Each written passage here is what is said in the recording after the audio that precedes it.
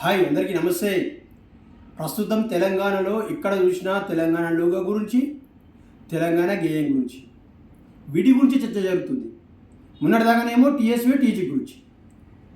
అయ్యా ముఖ్యమంత్రి రేవంత్ రెడ్డి గారు, అదేవిధంగా కాంగ్రెస్ పార్టీ నాయకులారా, మీకు ఒకటే చెప్పదలుచుకున్నా.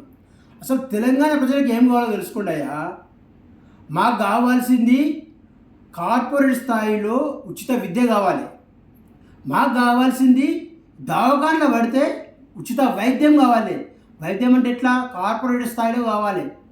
మీరు ప్రైవేట్ దవాఖానలకు లైసెన్స్ ఇస్తారు, ప్రైవేట్ స్కూళ్ళకు లైసెన్స్ ఇస్తారు, ప్రైవేట్ స్కూళ్ళని ఎంకరేజ్ చేస్తారు, మన ప్రైవేటు హాస్పిటల్ ఎంకరేజ్ చేస్తారు. ఇవాళ తెలంగాణ మీద ప్రేమ ఉన్నట్టు ఈ రెండు పదాల మీద, ఈ తెలంగాణ పాట మీద, తెలంగాణ గేయం మీద, తెలంగాణ లోగో మీద అంటే మీ మార్పు చూపించాలనుకుంటున్నారా? తెలంగాణ సమాజానికి ముందుగా కావాల్సింది ఉచిత వైద్యం, ఉచిత విద్య. మీరు ఇచ్చిన హామీ నెరవేర్చండి. ముఖ్యంగా తెలంగాణలో సామాజిక న్యాయం లేదు. మీరు సామాజిక న్యాయం అని చెప్పేసి మేనిఫెస్టోలో పెట్టారు. ఇక్కడికి సామాజిక న్యాయం.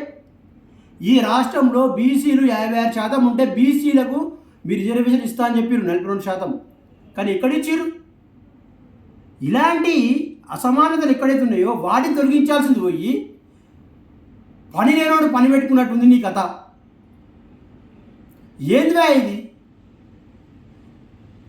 ఎలికల పోదాకి ఎవడో ఇల్లు కాలు పెట్టుకున్నట్టు నిన్ను ఒలిసల్లాగుండా నువ్వు మొత్తం తెలంగాణ సమాజాన్ని ఏదో వేసేట్టున్నావు. ఆ రైతు రుణమాఫీ అన్నావు, మొత్తము ప్రభుత్వ జాగాలు అమ్ముతా అంటున్నావు. ఇదే మేము కోరుకుంది.